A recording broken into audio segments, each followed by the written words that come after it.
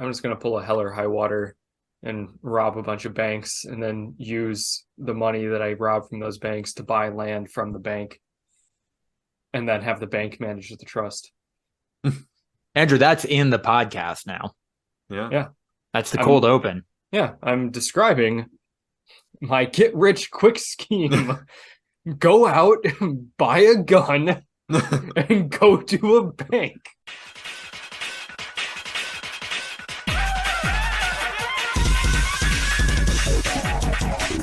In a video game. In a video game, you can make so much money.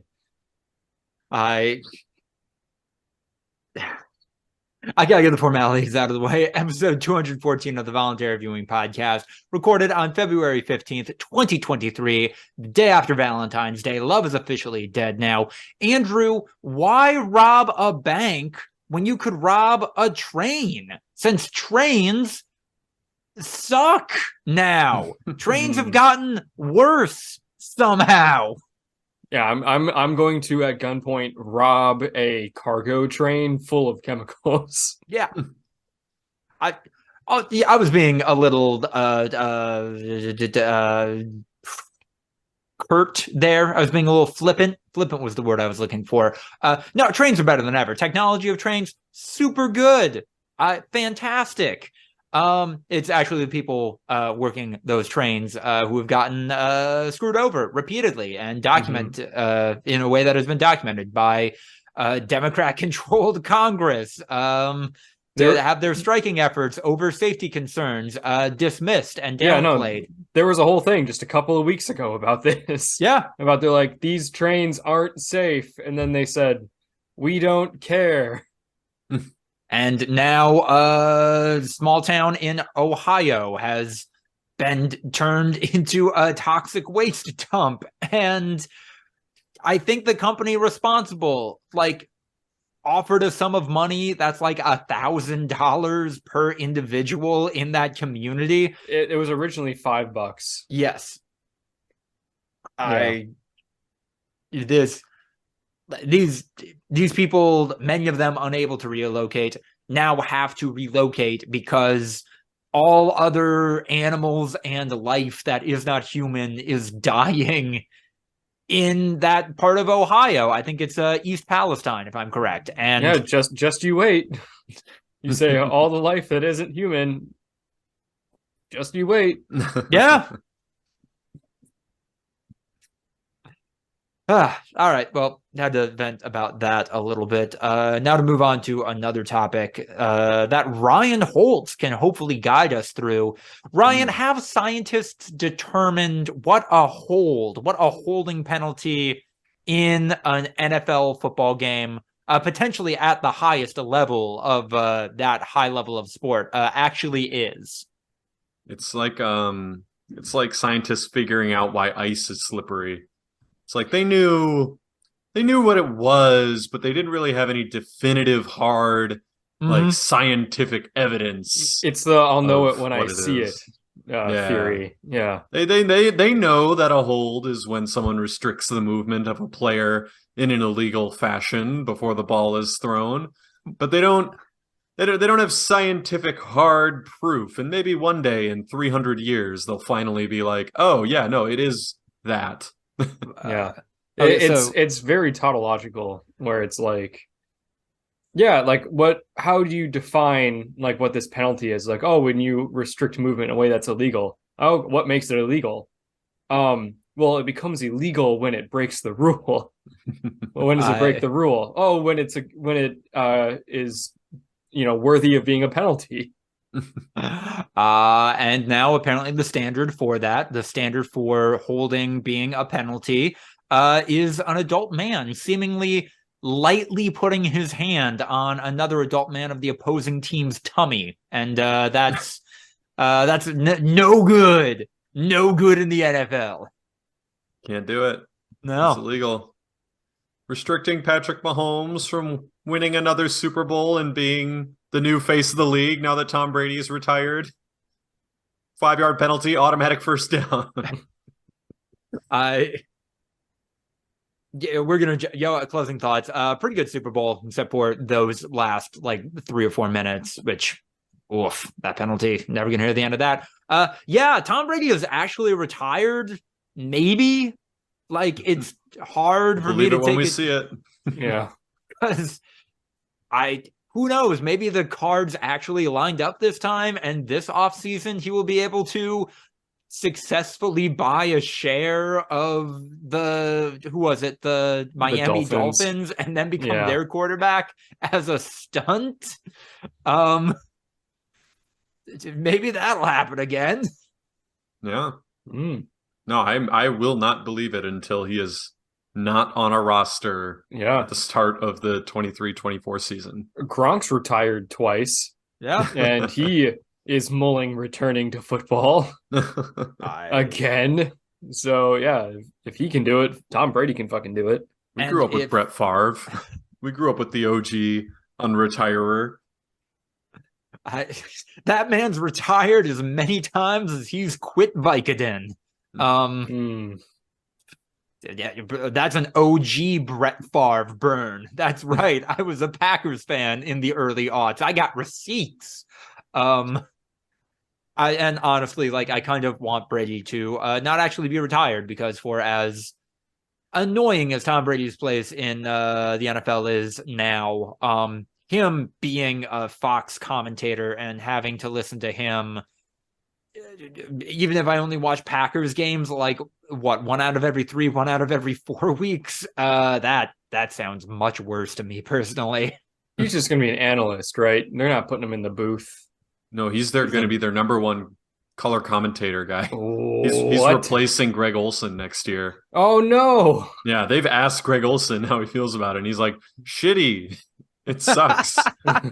I wish that I could stay as the number 1 guy. I was not sold on Greg Olson early on, but this last year he's done a much better job. Yeah, he's been good up in the booth. So yeah, it's gonna suck. Imagine doing the Super Bowl, doing well, people genuinely like appreciating you, and then for reasons completely outside of your control, get a giant demotion, take a huge pay cut. The number 1 color commentator guy gets 10 mil from Fox. Number 2 is 3. He's taking a $7 million pay cut next year for reasons completely out of his control.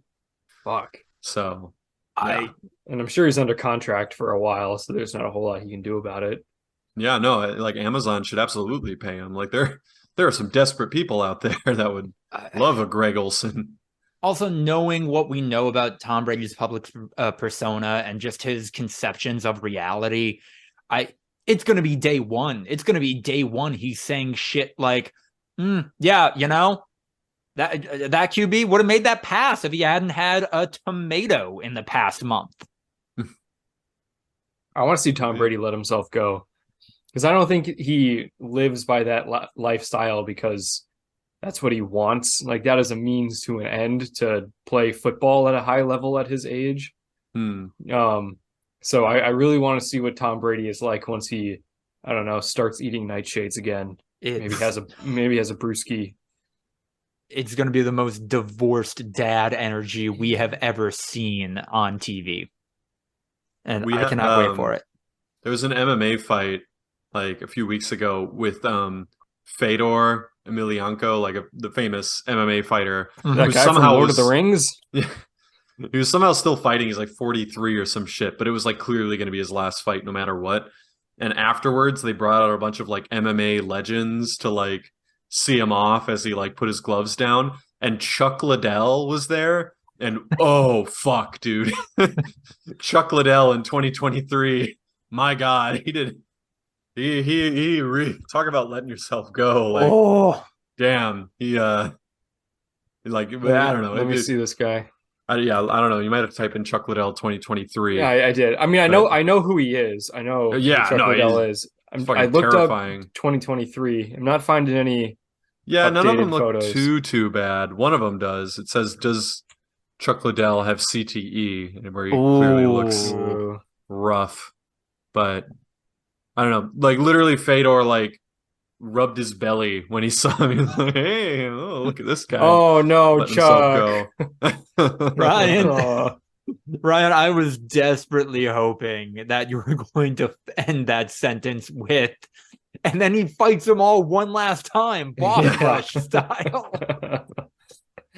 Yeah, it could be. One at a time. Oh, they got the picture of him rubbing his belly. Oh. Link it. Drop the link. I'm linking. I'm dropping. Oh shit, I'm gonna link. Yeah. The video, honestly, the picture doesn't even do it justice. He's a bit of a chonk. Oh god, He's added some weight, that's for sure. Wide boy. Also, hello, I am Lucas DeRuyter. I just finished doing a live stream for like an hour and 15 minutes, which I guess that's just what's involved in having a career in digital media in 2023. It's weird. Working in a niche industry is weird. I got an email the other day from, I'm not going to say who, but they were just like, hey, in celebration of this event, would you like some free Japanese candy and other goodies? And I'm like, this 100% seems like a phishing scam. Like, this is the only time my work emails flagging of an email as a phishing scam has been close to accurate. But I'm like, what the hell? I'll give you my home address that myself and my partner now live in. I got a text today saying that it should show up on the 20th. So cool. I guess that was legit. Nice. There's always a chance. You have to honestly trust it every single time, because that one time that it is actually someone trying to send you $5 million, it'll make it worth it. It'll make up for every time you've lost $50,000. It's fine. The math checks out. It's like that one Bryan Cranston movie where they figure out how to trick the lottery. Godzilla? Yes. All right. You know what? I don't even know where to begin on this one. It's been a minute. This is going to be a thick pod. Get ready for it. And we're going to start by talking about something that's never been controversial in the history of the world, video game review scores. It's about ethics in games journalism. Yeah. I know this is a thick planning document. Maybe we don't have to cover everything that's on here.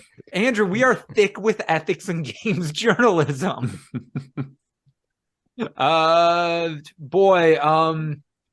This Hogwarts Legacy stuff has inspired controversy, the likes of which I have not seen on the internet in a minute. Lucas. Your job is to be on the internet. You should be swimming in vitriol every day. I am, and even with that being my purview, this was beyond. So some of this started off, at least from my view, with IGN publishing a 9 out of 10 review of the game, despite the review being mostly negative. People who are more into Harry Potter than I am, which is to say at all, pointed out, wait, the game doesn't have Quidditch and it's still a 9 out of 10? Like the crappy GameCube Harry Potter game had Quidditch in it and they couldn't. Okay. I did watch this review because I saw a little bit of gameplay. I also saw a lot of mods because it's on PC. Yeah. Harry Potter with a gun looks pretty good. Harry Potter. Dobby's got a gun. Yeah. And I will admit that it does actually seem like it's kind of fun. It's really fun, you guys. Yeah, no, as the only one who's played it, it's a great game. Yeah, no, I believe really well done. A lot of people seem to enjoy this game, and that's cool. But the IGN review was just the guy saying, "This is great. Here's all the shit I don't like about it. 9 out of 10." Hey, Lucas, you are guilty of this. I'm throwing this out there. You have very much talked about how much you just hated this and this and this and this and this, and then you're just like, but really liked it. Good time. And me and Andrew just dumbfounded, like, wait, hold on. That does not track. Yeah, and that's why I don't write for IGN, maybe, Ryan. Oh, come on. Hold on now. You've been through this crisis of conscience. There is no such thing as meritocracy. No, The writers for IGN are not more talented than you are, Lucas. They are better connected and have more Clearly. experience in the industry. Like, there is literally no difference between you and them. And it also sounds like they're willing to give a video game 9 out of 10 for access to video game review codes. I don't know how much of that I actually believe, but boy, does that whole situation reek of some access journalism nonsense. Especially with the prior week, the director of reviews at IGN basically saying they only review good games, and that's why so many of them get 7 out of 10s from IGN. That's what I say for why, like, I've rated every single movie and TV show that I've ever watched. Yeah. Why it's so heavily skewed towards like 7s and stuff.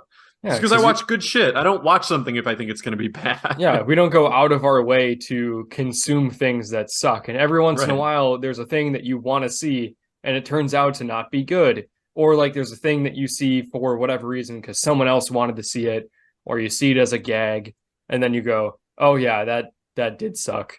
But like, yeah, like last year, I tried to only see TV shows and movies that I thought were going to at least be interesting, if not good. And the only one that was like truly dog shit was Uncharted. Roasted.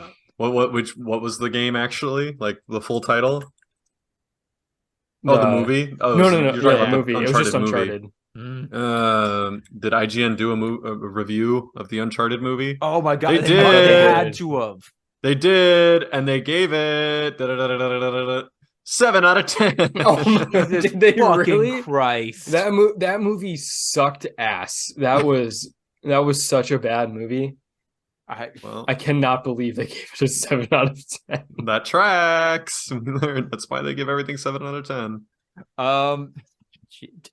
And then, of course, the most frustrating thing about IGN's look into how they review games, their review philosophy, whatever you want to call this, is the day they published that blog, they were running, like, you know how like websites will have like the 5 featured articles at the top or whatever?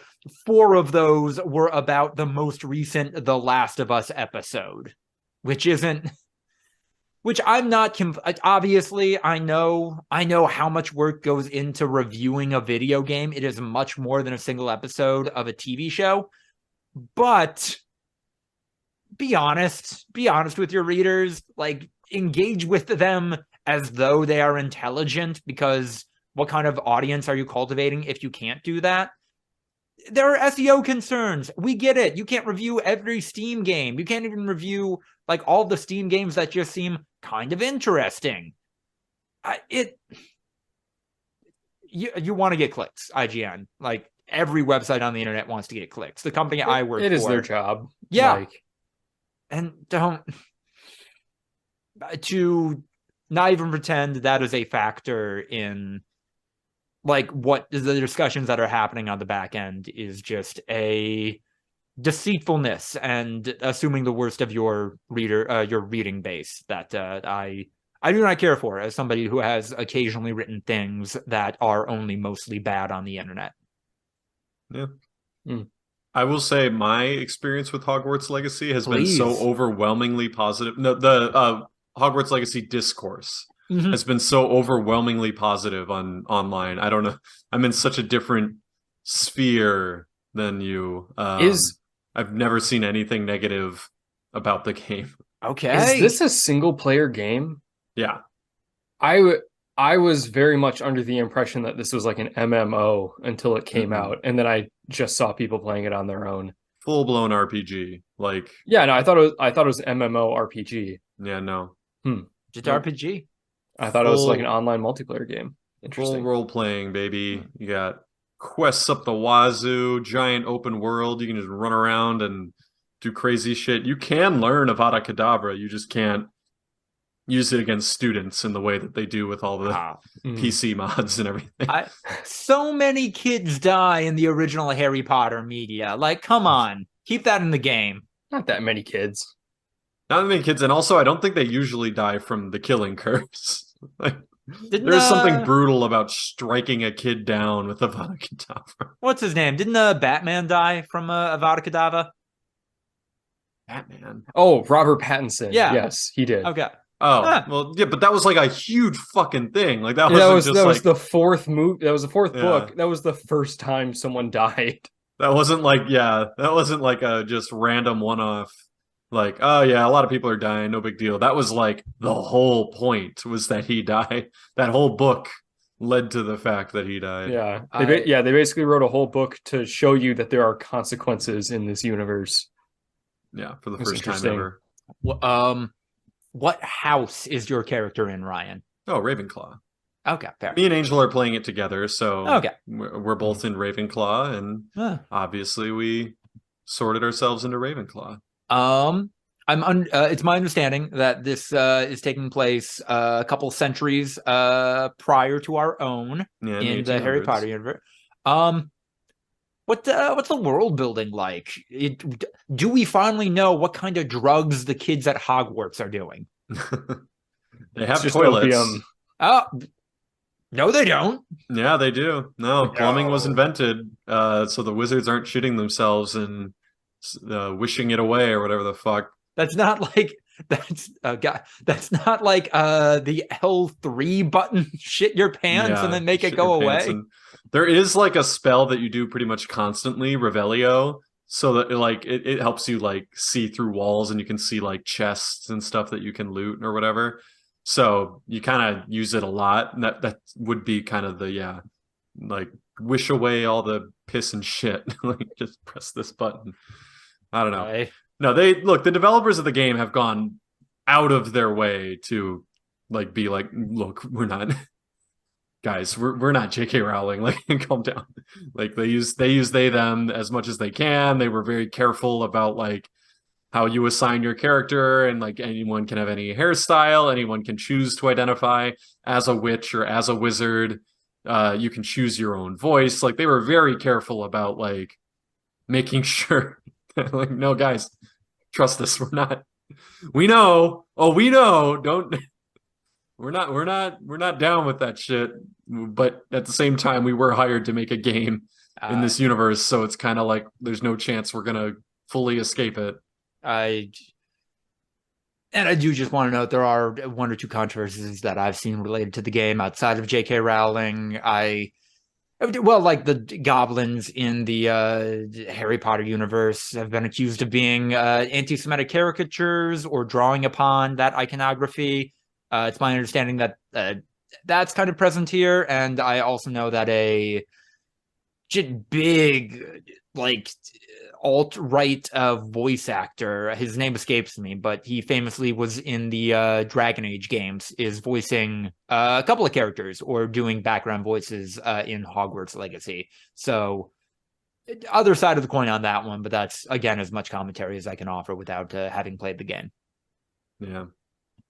No such thing as ethical consumption under capitalism. No, I say all of this fully believing that like your entire moral identity is not irreparably skewed by whether or not you buy a video game. I'm gonna get that a Metal Slug Tactics game when it comes out, even though I know money from that is going to I want to say, God, wow, I am actually fried. It's going to the people in the Middle East who have killed journalists, and yeah, not great. Lucas has a vested interest in making sure no one gets judged for their video game purchases. There's a reason my Steam library is private, man. There's a reason y'all aren't seeing that shit. I've made some late night purchases I'm not proud of. I constantly listen to music from people that I know are pieces of shit. I don't think any of them have killed journalists in the Middle East, but I can't be sure. So I guess hold on. I guess I'm not gonna judge you, but they gave this voice actor who's got problematic ties work. These people are directly funding terrorist sects. Yeah. Yeah. Wait, how do we get all the way back to what J.K. Rowling is doing? Also, yeah, boycotting. Oh man, like we gotta make sure she doesn't get any more money. It's like, bro, she's a billionaire. The cat's out of the bag, man. You can't. They already bought the rights for this game. Like, there's no point. There is not. I You're not taking food out of her mouth by not having fun. I think they're making another Fantastic Beasts movie. I think they're still going ahead with that, even though absolutely. people have given up on that shit more. Like they haven't. Those movies sell ridiculously well. I thought the third one flopped. I thought the most recent one like barely broke even. Fantastic Beasts. Which one is it? Secrets of Dumbledore? Yeah, the third one. Whatever. 407 mil. Against? I mean, there's no way they're 200 mil. Okay. Mil. It only doubled its money. Yeah. But no, I mean, that's a flop compared to, like Harry Potter, for example. Right. Oh, God. Yeah, J.K. Rowling has a screenplay credit. Jesus Christ. Oh, yeah, she's directly involved in the movies. Yeah, like if you have a moral problem with Hogwarts Legacy, you better not be watching any of that shit because she had no involvement whatsoever in this game other than slapping her fucking universe on it and making money. Speaking of things trying to make money, E3 is coming back. I don't know what the 3 is though, because Sony, Microsoft, and Nintendo are skipping it. The 3 never. What? That never stood for Sony, Nintendo. It's 3 E's. E3 is Electronic Entertainment. No, Andrew, you fucking idiot! It's Electric 3. Come on, we've talked about this. And the Electric 3. Sony, Microsoft, Nintendo. Just fucking they're literally it's the electric. Opening act. Yeah. God, viewers and listeners, you can't see it because you're not viewers, you're listeners, but I made the horns while counting to 3 there, and I realize now doing the shocker would have been more appropriate, but got electricity. Because they fuck you up the ass, except for Nintendo. Yeah. Nintendo's whatever. They got their own problems. But yeah, no, I don't think E3 needs to come back, especially with I don't think E3 needs to come. No. E3 is going to get edged. Yeah, they're not allowed. E3, that not till we say so. Those genitals are under lock and key. Yep. You think you're getting off when it's coming off, but no, it's going to be an edging session and then right back in there. Yep, never. Yeah, You're man fucked. in the Iron Mask situation right there. Except dicks. Dick in the Iron Mask. Is that the porn parody of Man in the Iron Mask? We can write it. Does that exist? Man in the Iron Mask. Oh my God, please. There's no way that's big enough, right? It was Leo. It was Leo DiCaprio. What was the box office returns on Man in the Iron Mask? I think that $200 million. Not bad. That was a long time ago. 32% on Rotten Tomatoes. What? Do you like that movie? Do you think that's a good movie? I haven't seen that movie in a long time. Yeah, it was a really long time ago. Movie. But it's not that bad of a movie. Okay, so free best The Man in the Iron Mask porn videos 2022. I don't think it exists.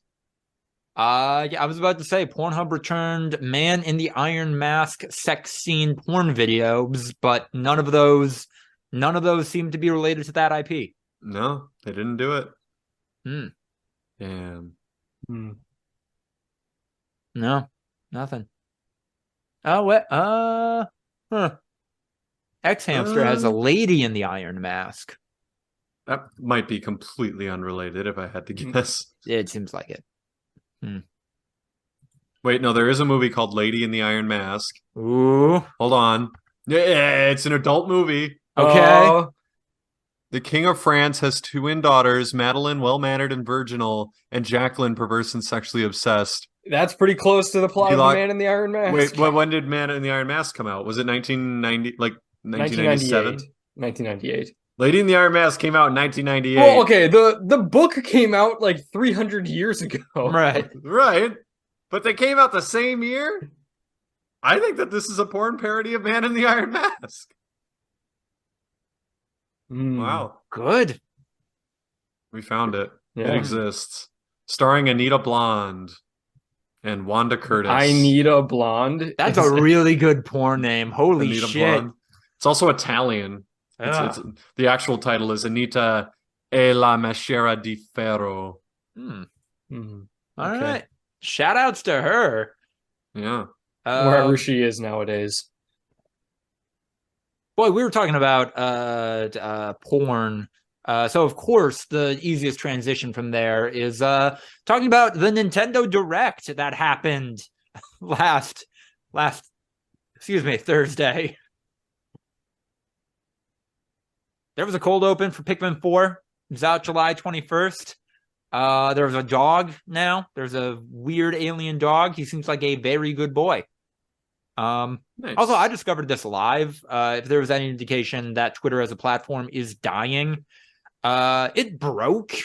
Like people could not tweet as the Nintendo specifically timed around the Nintendo Direct happening. They couldn't have fucked it up harder if they tried. At the beginning or like at the end once they revealed the Zelda shit? Okay. Broke right as the Direct was starting, was interesting. Fixed just as it ended. Huh. That blackout window for a nerd press event, exactly the thing Twitter is meant to engage with. Right. They're operating on fumes at this point. They don't have the staff. Quite literally, it's my understanding that the majority, like 90% of the remaining staff, are people on work visas who they're basically indentured servants at this point. If they lose this job, they will be kicked out of the country within 3 months. Yeah, if I'm not literally on my like FIFA based Twitter feed, all I see is Elon Musk tweets. And I know that that's like an intentional thing because there was that whole report about how he was freaking out that his tweets weren't getting as many impressions, and then the engineer was like, "Yeah, because you're not as big of a thing as you were. You get the fuck out. Lost popularity," and then he immediately got fired. So now it's just crank me. I'm all anyone on Twitter will see. Fucking hell. Instead of that, though, people can see Fashion Dreamer out this year. I'm not going to play this, but I'm glad games with Flash game vibes are still doing well, even after Flash died. Doing well? That's coming out. Games are releasing. Lucas, those vibes. They released a game for the SNES a year ago. Like, it's not doing well. Yeah, because like people just made it themselves. Nintendo didn't release it. A guy in his garage released it. I mean, Nintendo didn't release a lot of games for the SNES. There's a lot of games that weren't made directly. But I don't see any difference, really.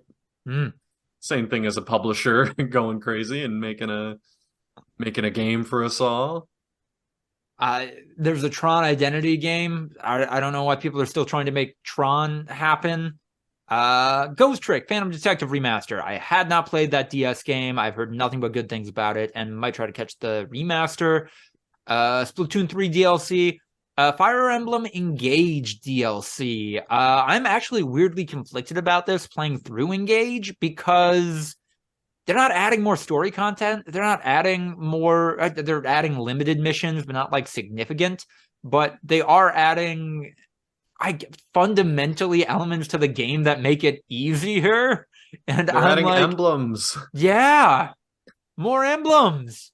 It's like, hey, you want to get the new Call of Duty game? I heard they're adding more duty. Like, it's like, what does that even mean? Oh man, can't wait to play the new Assassin's Creed. I heard there's more creeds in this one. What the fuck? I'm conflicted about this. I hope I'm able to pick up the story DLC that is releasing eventually, because that I would have loved to check out, enjoying the mechanics of this game, and not pick up the like, hey, are you having trouble with this game? Just throw on like better equipment onto your characters. I don't like engaging with the game in that way. Turn the numbers up. Yeah, pretty much. Slap a hot anime person on your character, and that'll make them kill better. It's the equivalent of calling Lucas in to Elden Ring. Yeah. How's that going? Have you played that lately? Nope. Nah. Reached a standstill. I'll get back to it eventually. Andrew, it appears you we can have reached an impasse. Andrew, you can beat Morgoth, the last king.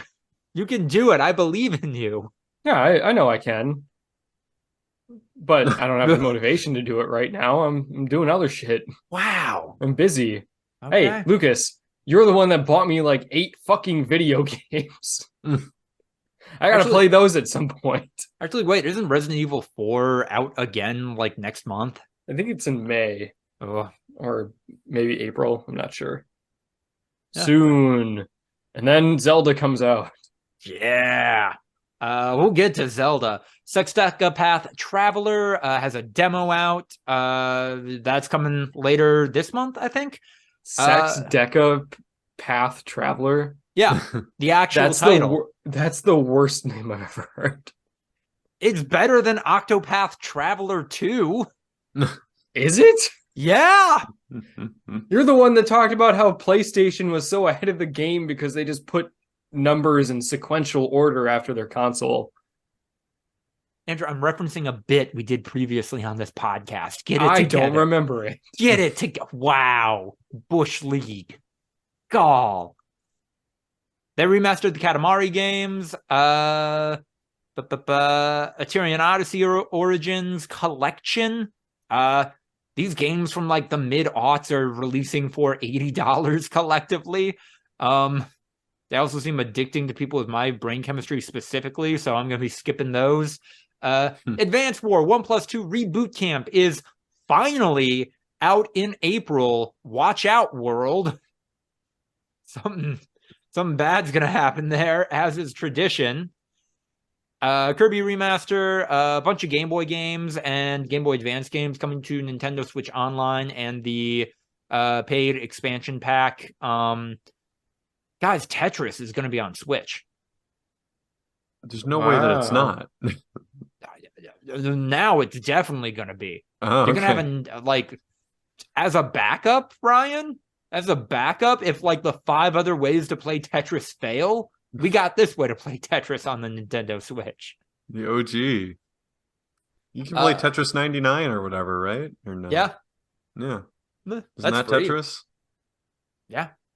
That's Or Tetris. No, that's not real Tetris. The That's purists. The That's- Tetris purists, not so much. I'm sure they have a practice mode, right? Where you can play real Tetris on Tetris 99. I would hope, because violent Tetris isn't for everyone. No, some people want to chill Tetris. Not competitive, yeah. They just quit whenever the music gets fast. They're just like, nah. Oh no, this is stress. scary. Yeah, I don't have stress when I play Tetris. No, thank you. I got the wrong kind of high for this experience. Yeah.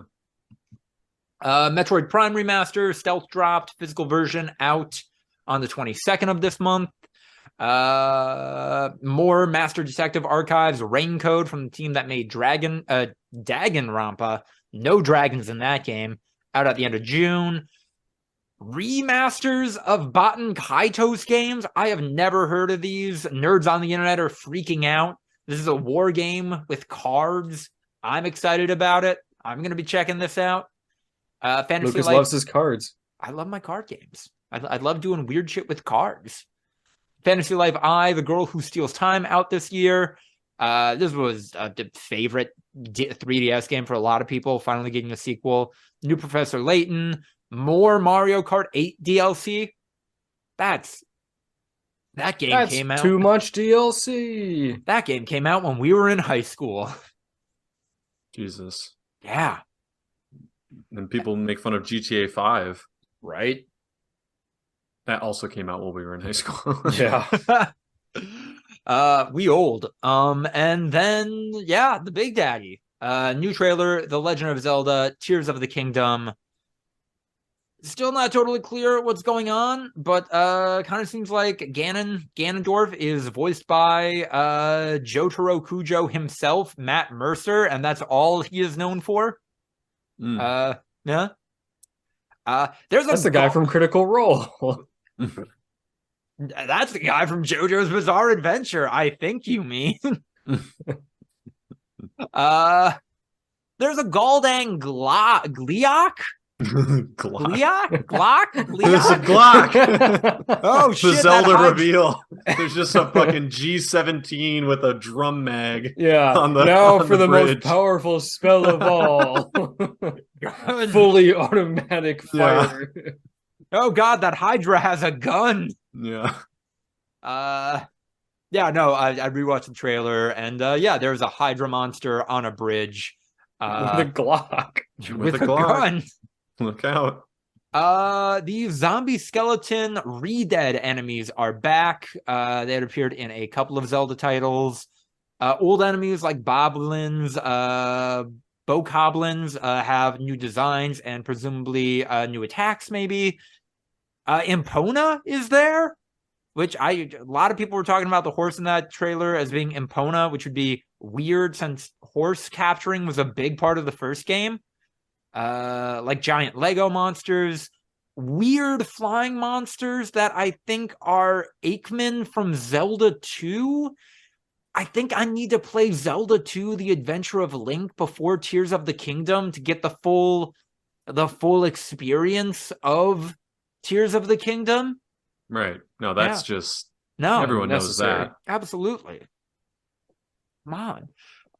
You can build vehicles now. You can build a weird giant go-kart thing. The voluntary viewing favorite, the cultural signifier figure of myth, Ouroboros or Boros in the logo still. We still don't know how Link's arm gets fucked up, because there's some before and after stuff happening in this trailer, and I'd like an explanation. It's cancer. It's got cancer. Oh my God, are they? Is it going to be, are they going to do a Red Dead 2, but it's just Link's arm getting fucked up instead of him dying of tuberculosis? Yeah, when he gets on Epona, he's just like, you're good, boy. Boy. Nintendo, Oh, when does We Link get need more tuberculosis? money. Do you trust me? Who's Link's Dutch? I don't know anything about Zelda. What's the equivalent? Who's Link's like boss mentor figure? I would have, knowing what I know about Zelda lore, I would have to say Sheik, which is just a more conspiratorial disguised Princess Zelda. That would be interesting. Then yeah, Nintendo is still sticking to the May 12th release date. Also, it's going to be $70 when all other Switch games are $60.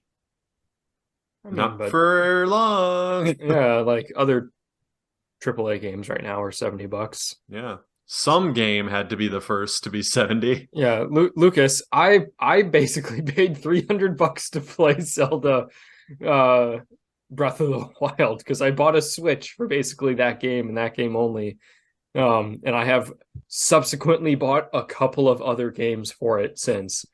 I don't think too many people should be upset over an extra $10, considering that the last game came out like 7 years ago. Right.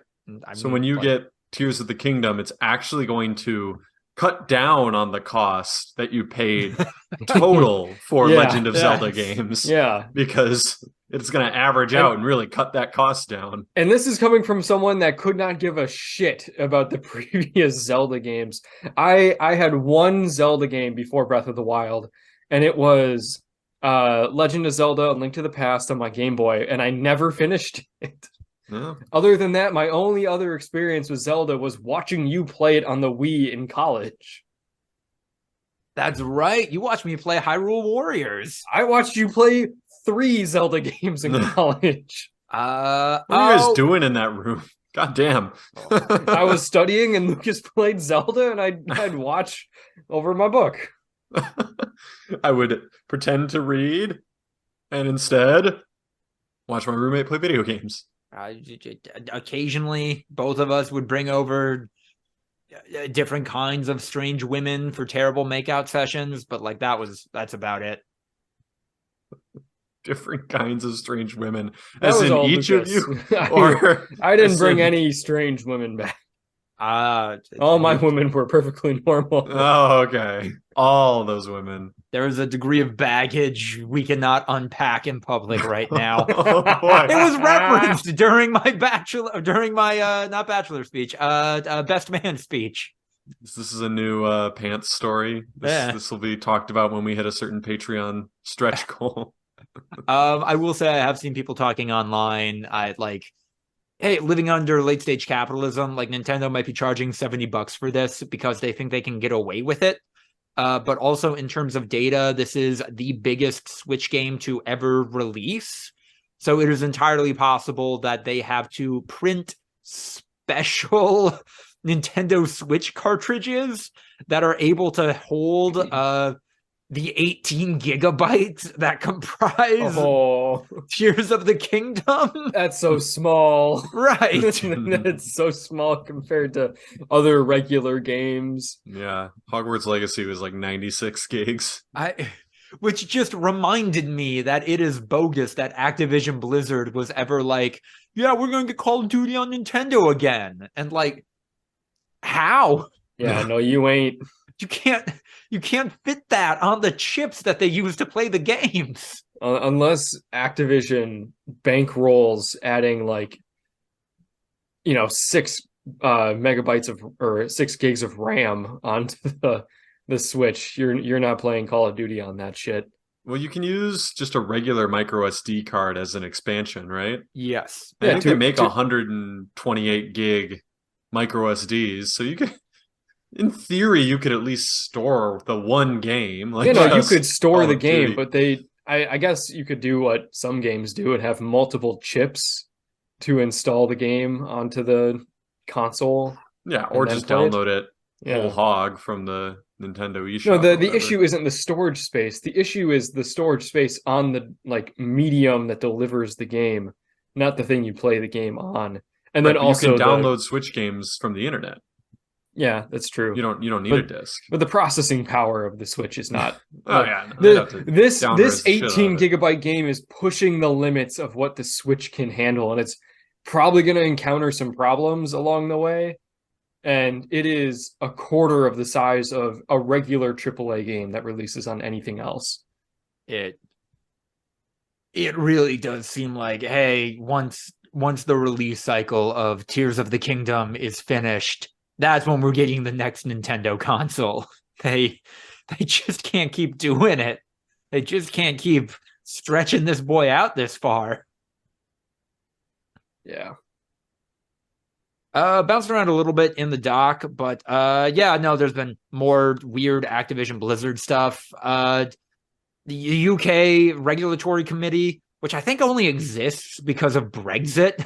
So this is maybe one weird thing to come out of Brexit, was kind of like, hey, we don't think Microsoft should be able to buy you guys unless you were to sell Call of Duty, the rights to Call of Duty. And you should sell it to me.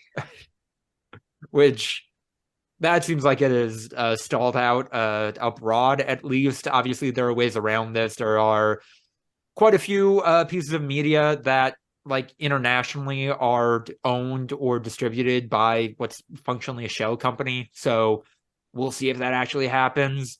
And then the other weird Activision thing.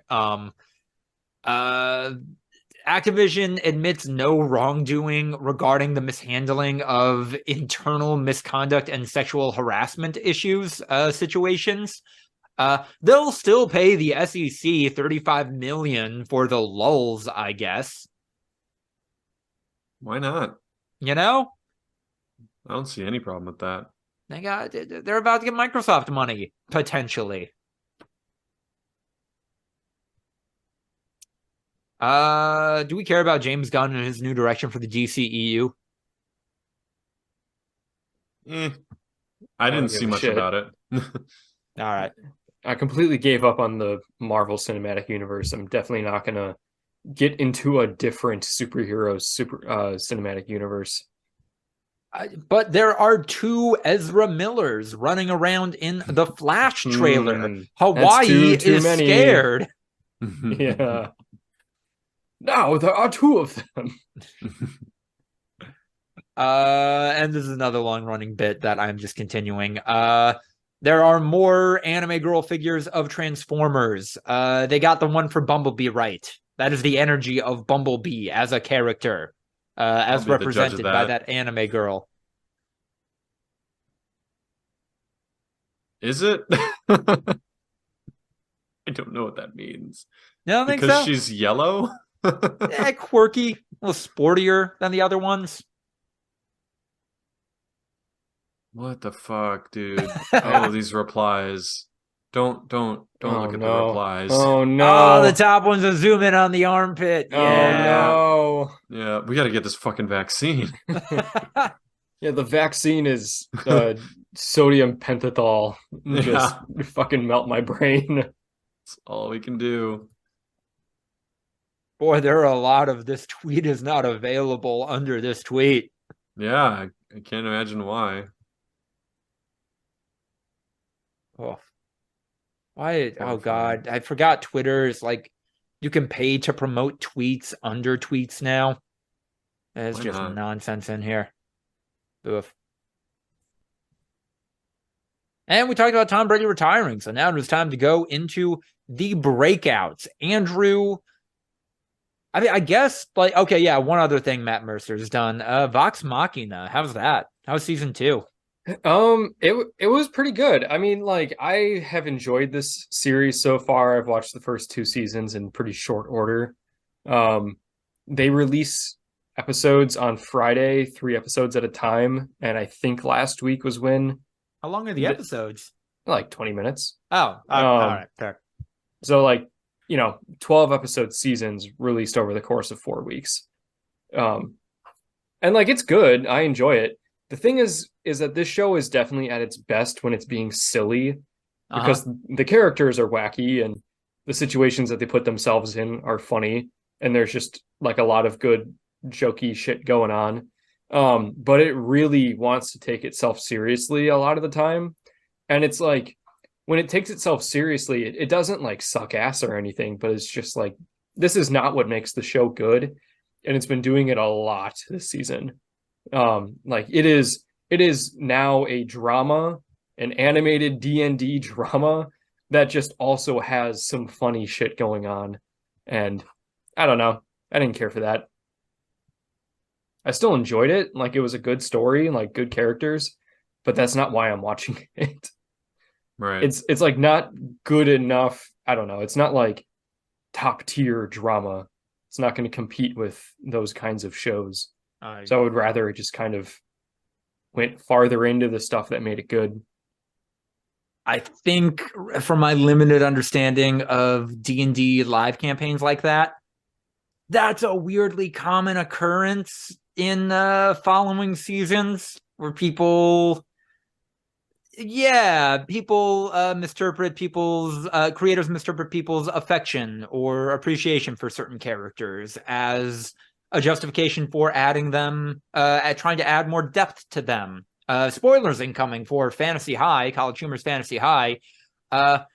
We didn't need a whole subplot in season 2 about how the polyamorous Wolfman's wife is maybe having an affair on him. Like, that could have not been there. I don't know. Yeah. Yeah. I don't know. Like, I feel like it's maybe a show that you would like, Lucas. But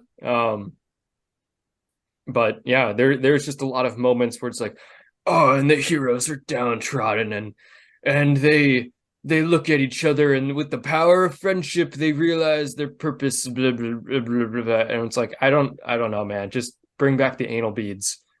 It's definitely better when you're talking about anal beads. How do anal beads manifest in season 1? Frequently. Oh, okay. Because it's, I don't know, just a big joke or like a big running gag that one of the guys is just like, he's just fucking everyone constantly all over the place wherever he goes. And then, like, I don't know, in season 2 they're like, but turns out he has a secret daughter and has to like get serious about life and stuff like that. And it's just, I don't know, man. How does a D&D live campaign have the energy of First cool, off, this is an animated. I'm talking about the animated show. I don't Oh, watch Critical Role. okay. Although I've seen a lot of like scene comparisons pop up on my YouTube feed of like this scene in the show compared to like what it was based on in the live campaign. Um, no, I'm talking about the animated show that's based on Critical Role, The Legend of Vox Machina on Amazon Prime. Okay. I no, it very much well, that maybe makes a little more sense because it very much has the energy of cool, show came back from mid-season break. Here's the feedback we got from the focus groups. This has to get changed up pretty significantly to keep working. Yeah. Ryan, you told us about your experiences with Hogwarts Legacy already. Checking out anything else? Is a Luka Doncic still coming in clutch in FIFA? It's a different Luka. Yeah. That's the Slovenian basketball player, Luka Modric. Modric, forgive me. I don't know that he's Croatian, man. I think he might have just Started a war. opened some shit. You gotta watch out about that. Yeah, and FIFA's fun, just grinding away, having a good time with that. We were kind of like down, like we were looking for TV shows and we couldn't really find one other than Last of Us, so that's why Hogwarts Legacy came in so clutch. But I mean, I don't know. I think that Andrew, have you read the Harry Potter books? I don't even know. I have, yeah. Yeah. I read them back in middle school or high school. Right. I think you'd like it.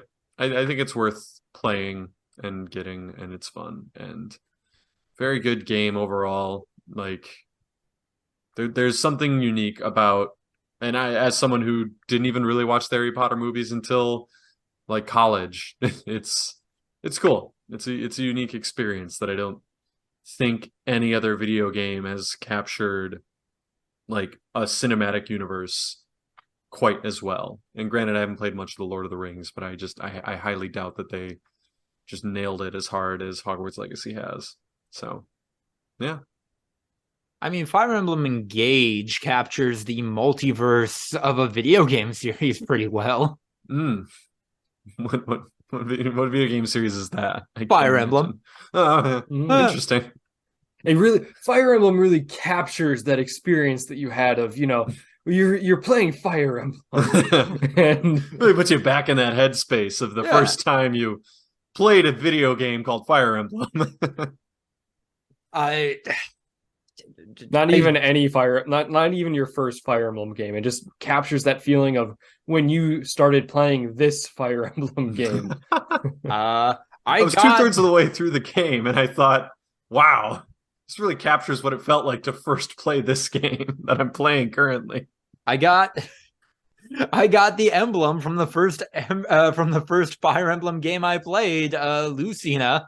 What is an emblem, Lucas? What is an emblem? Like it sounds. You gotta it's a ring with like the soul isn't quite the right word.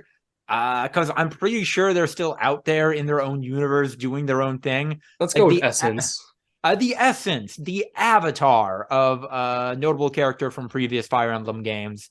And when characters put it on. Wait, what was the first Fire Emblem game? Yeah, then what was the first emblem? Because it sounds like the entire premise of this game is that there were previous games that you can get characters from. It's fucking chicken and the egg.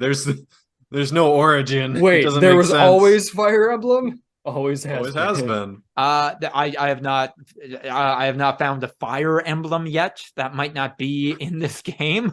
Fire Emblems are not present in every Fire Emblem game. Wait, but what is an emblem then? Well, just like a magic artifact. Oh, okay. Yeah. Okay. That's what we were asking. But in this game, there are rings with people from previous games on them. Yes. But in the first game, they weren't rings with people from previous games in them because there were no previous games. Completely, they were, but different franchises. Like one's Mario, or like one's Metroid. They were like these characters, and you were like, "This is confusing. This doesn't make any sense." And then in like 20 years, they're going to release a game. And it's going to have those characters. And you'd be like, oh, shit. I'm pretty sure in the first game, there is a Fire Emblem and it's used to seal the powers of the evil Dragon King so you can actually kill him. Yeah. It's an Oblivion. I don't know if the character writing in this game is good, but it's definitely fun. There's a very clearly yoga fit girl whose personality is just gym rat, and she'll say shit that's like, "Hey, how's it going? Just waiting for my pre-workout to kick in." And like, I cannot describe how much she is. It's like, ma'am, you are 5'2" and maybe 104 pounds. What are you talking about? Why are you talking like you're huge? When does this game take place? Generic fantasy setting. Is she dressed like a yoga fit girl? Does she have leggings and like a tank top on? The characters do have a workout outfit, but no, I believe she is wearing a dress with a bow in her hair that kind of looks like cat ears, and I think this design is just a little too busy. But it's a hat on a hat. What? Yeah. She's drinking pre-workout in the 1500s. Yeah, in a dress. Never seen someone at the gym in a dress? Because I haven't. Also, the fucking names in this game, it's just so fucking Japanese writers and developers trying to do fantasy Western names. No one's name is pronounced as though it is written. The character I just mentioned, every time I see her name on screen, I'm like, oh, that's Edie. And then in a cutscene, it'll be like, oh, hey, Etier. And I'm like, no, that's not.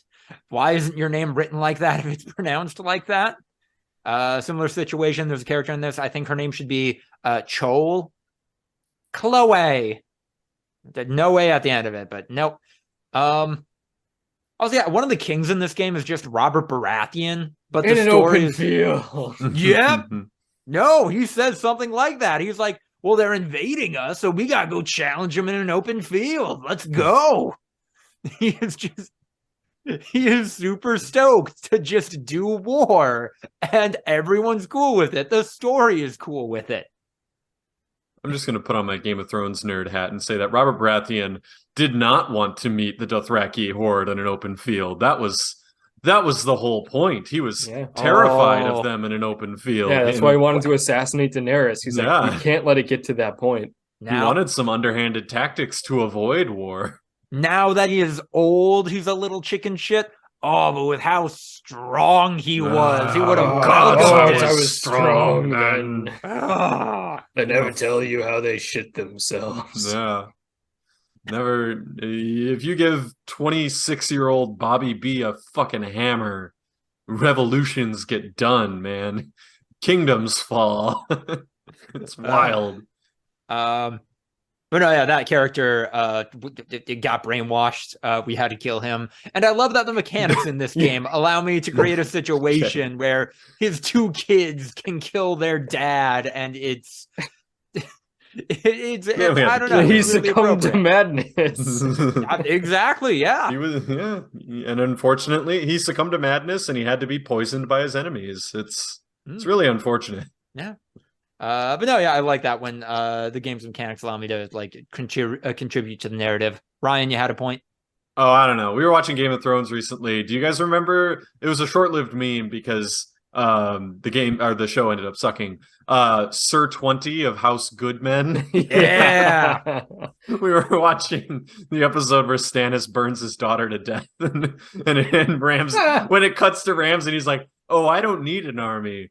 I just need 20 good men." And I was like, oh, Sir 20 of House Goodmen. I was like, I completely forgot that meme because the show sucked right after that. And everyone stopped talking about it. And then we dug up the old reference where Bronn was talking about, like, give me 20 good men and I'll impregnate the bitch. Yeah, give me 8 good men. It was 20. It was Sir 20's brother, Sir 8 of House Goodmen. It's a very well established fighting family. You know, they really have great Listen, we can spirit. all agree that every problem in Game of Thrones would have been solved if they just followed through on the setup and did Goodman Bowl 2022. Dude, 8 good men versus 20 good men. Like, I don't think anyone gets out of that alive. Like, that's just I mean, That's the ultimate. maybe 12 good men get Yeah. out of there alive. And their cousin, 12 angry men. I don't know. It's a spin-off. I'm coming to the striking realization that video game menus might just be bad in 2023. Andrew and I were talking about this earlier about Fallout 76, but no, this game too, the menus are less than ideal and poorly labeled. There is shit that I think should be in an inventory menu that is not in an inventory menu, but then I want to do stuff like, oh, hey, I want to change this character's class. I want to upgrade them. I have to go into the inventory to do that for some reason, and there just has to be a more streamlined way to do this. I do like that I lost the Super Saiyan rings. I collected like 6 of them, and then a story beat happened, and down to 0 for a bit. I like that. I like that hard reset. I like the additional mechanical challenge. And this is a very difficult game, and I'm enjoying that it is a difficult game on hard difficulty in classic mode. Because I get humbled so quickly, and the battles, the boards actually make sense to what different styles of warfare are like. Most of them are because you're essentially running a military campaign. A lot of them are you have to perform basically a siege on a fortified base and try to bait out a lot of enemy combatants. In what I just recently did, that's the hardest fight I've had in the game. It's a cavalry battle in an open field. So no, I can't just like inch my army forward in this fight. I need to run at them as fast and hard as I can because they are running at me as fast and hard as they can. And if I'm not also doing that, they will just kill all of my guys, no matter how many of their guys I kill. Lucas, there's a strategy here you don't seem to have considered. You simply stand in front of a big wall that you've painted to look like the other side of the open field, and then when they get to you, you step out of the way, and they keep running and smash up against the wall. Yeah. I mean, it was good enough to work for Blazing Saddles, right? Wait, was that? No, they made a fake town in that one. I'm talking about the fucking Looney Tunes here. Oh. Yeah, Wile E. Coyote. Oh, all right. If you can work on Wile E. Coyote and Troy from Community, why not? Yeah. Andrew, you will also be happy to know that in this game, your Smash main Ike is just full Giga Chad. Wait, Ike is in this game? Oh, he's one of the emblems, baby. Oh. He's there. There's a scene where a child soldier that is so small and young that this is just an anime character voiced by a woman playing a small boy. He's just like, wow, I've never seen an emblem up close before. I didn't realize how big they were. And Ike's just like, oh, no, I'm just huge. Is that Giga Chad? Yeah. Yeah, I guess. And this game just casually reinforces the monarchy's divine right to rule, because the only way the evil dragon can regain its full power is if it consumes the blood of kings, the sacred blood of kings. Yeah. Nothing quite like a Japanese monarchist. No. There's not some loaded good. political baggage in there. Yeah. So yeah, very much enjoying that game. Can't wait to play the rest of it. Also getting back into Overwatch 2. I am at silver rank 2 right now. I believe I can hit gold. I believe I am good enough at this game now to get into gold. And why stop there? He's gonna go pro. Just a pro Overwatch player. 27. I'm gonna be the only pro PlayStation 5 Overwatch player. What did they play it on? PC.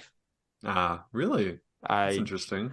So much of that game is just getting headshots now at a top level. Oh, it's all keyboard mouse. Like, yeah. Interesting. Yeah. It's right. Actually, at the top level, Ryan, you might appreciate it more. It is at that level of play, it is far more of a shooter than it is a hero shooter. Just because it's so focused on like damage output. Yep. How does like a tank play, for example? Poorly. Oh. Yeah. They just get headshot, and it takes a few more shots for them to die. Not even a few more, like 2 more. Andrew, when we were playing the other day, you were talking about this a little bit, I think. You're just like, sometimes even if you have like a ton of health, you walk around a corner and you just die instantly. I didn't know that there was a Headshots do a headshot. Yeah. I didn't know there was a headshot multiplier in Overwatch Yes, 2. there is. 100%. And I think it's higher than it was in the previous game. Which is... I could have been much better at Overwatch 2 when we played, had I known that. But of course, that is also manifested, that being commonly known to scrubs, as a lot of people at mid-level play, which is where I'm at, thinking teams should be composed of mostly snipers, and they should not be. None of them are good enough to make that team composition work, which leads to a lot of frustrating matches for me, where it's like, cool, it's me, a Roadhog, and then 3 snipers, and this is just never gonna work. You know? I don't know why everyone just doesn't choose the most overpowered character, fucking Junkrat. Yeah. Junkrat is just the win button. You just win. It's great. When he gets that tire, at least, yeah. Even when he doesn't, the ability to deal damage so unbelievably quickly and still have like really fast movement. As long as you don't get caught out in the open by yourself, you're basically gonna win. And new maps increasingly do not have that open space. Yeah. This is how long ago it's been since we were able to do one of these. I have a note in here for us to talk about episode 3 of The Last of Us. I believe we are all caught up on episode 5 now. What are you guys' thoughts on the series?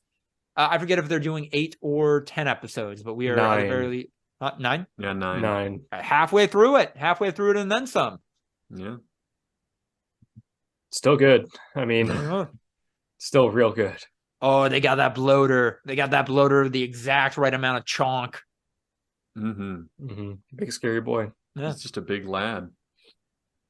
If I could offer a criticism, if I No, could... you can't. Oh. No, end of discussion, Lucas. I'm sorry. You're not allowed to not like it. Straight to jail. Yeah. Believe it or not. I feel like you get one of those, The Last of Us. You get one character that garners extra sympathy due to a disability. And to go back to that again is... All right. Lucas, this game's a little problematic because of its representation. Also, Lucas, this show has too much representation. That seems not fair. Okay, do we want to talk about how Bill and Frank were the straightest gay couple ever? Which is saying something about... What is that? They were the hetero. They were the hetero ideal of what gay men are like. Like, oh yeah, they just want to be like left alone and do guy shit.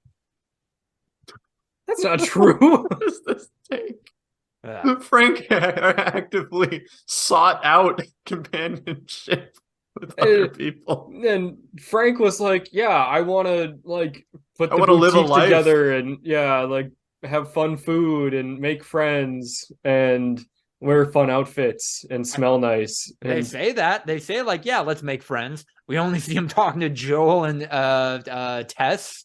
Maybe it was only one episode. Yeah. I mean, if the fault here is that they didn't make The Last of Us about Bill and Frank, you know what? Sure. Fair. It was a really good episode. They could have had a show that. themselves. Yeah. Whatever they have penned for the 3rd The Last of Us game, throw that in the fucking bin, Neil Druckmann. You played the game, Lucas. They can't. Bill and Frank aren't exactly the way that they are in the show. Retcon, who gives a shit? Retcon. Just cast fucking Murray Bartlett and Nick Offerman. Just have them do the performance capture. Just like, nah, we don't even give a shit anymore. It's all completely retconned. Yeah.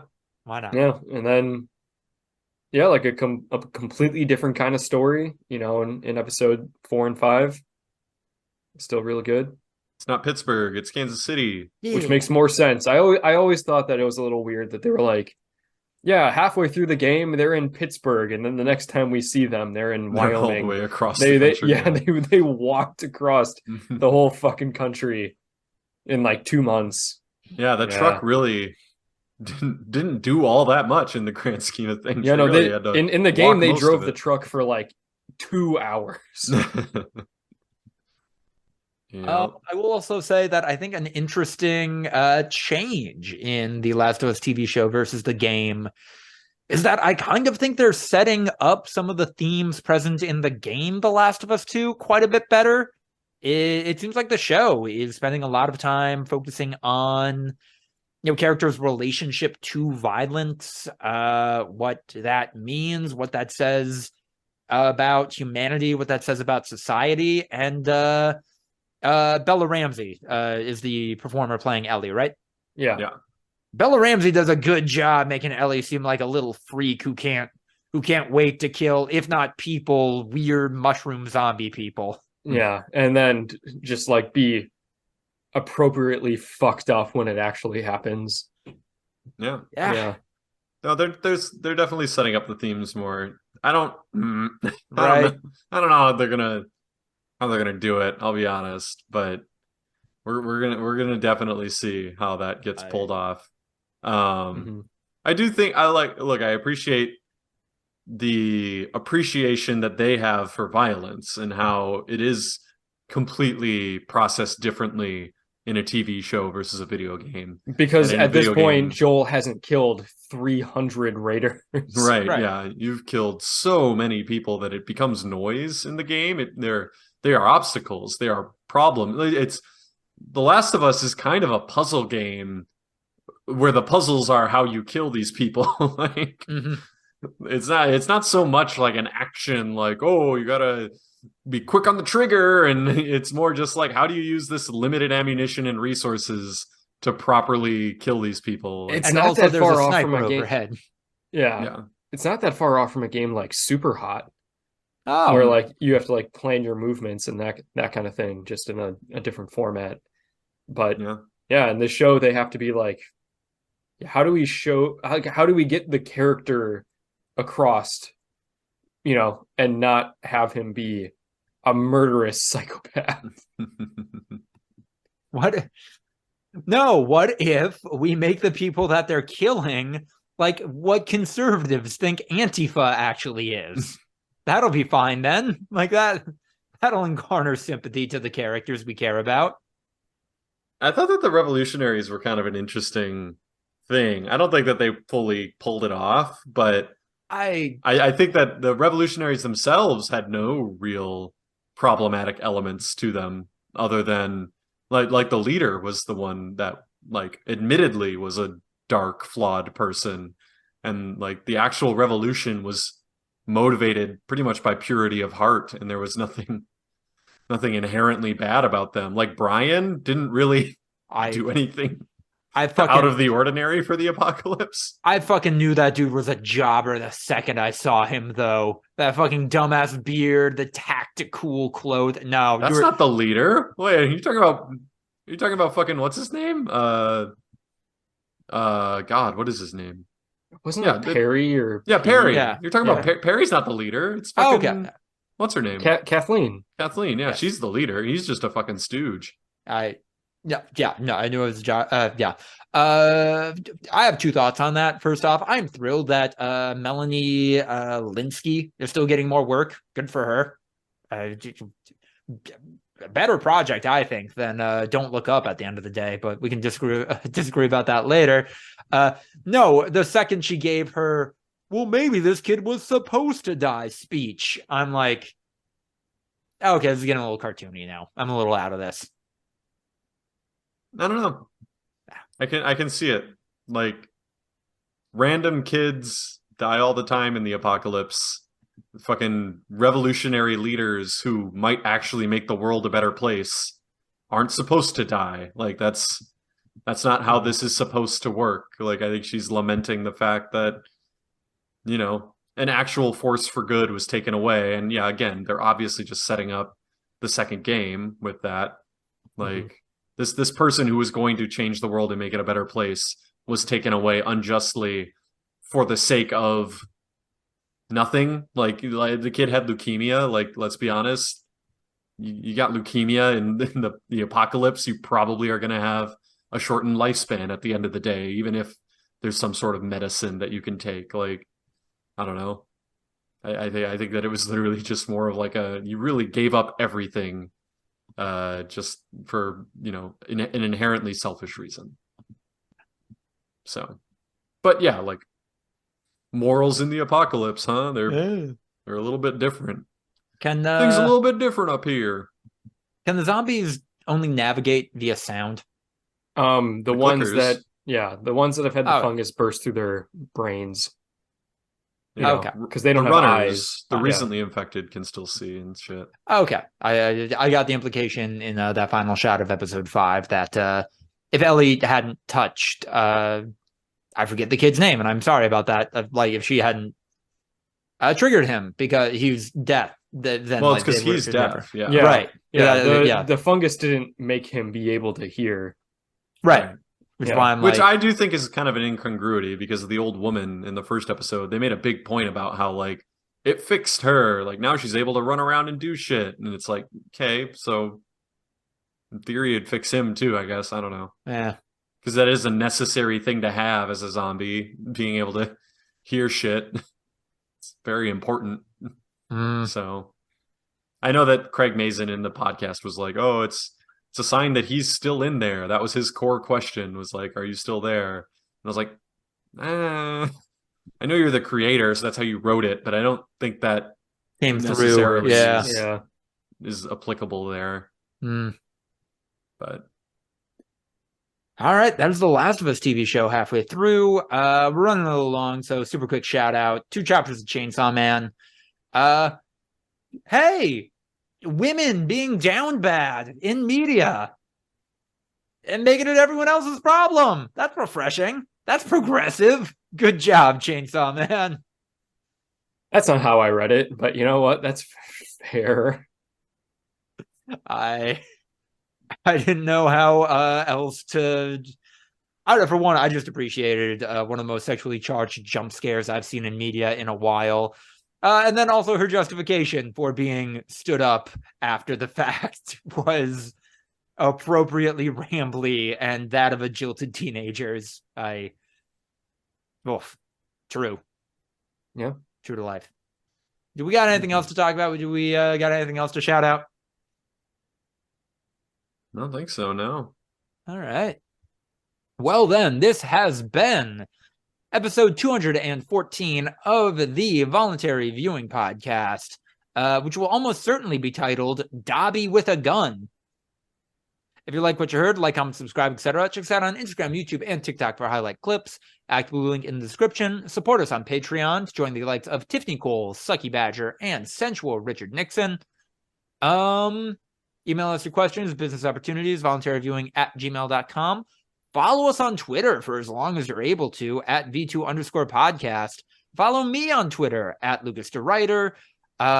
Keep up with all of my projects there. I just talked for like an hour and 15 minutes about Death Note, like 15 minutes before recording this podcast.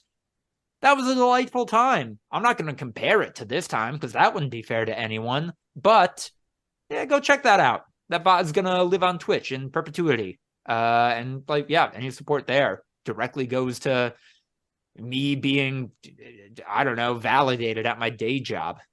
Yeah, it's weird. It's weird having a job on the internet. Regardless, though, thank you all so much for listening, and have a great week.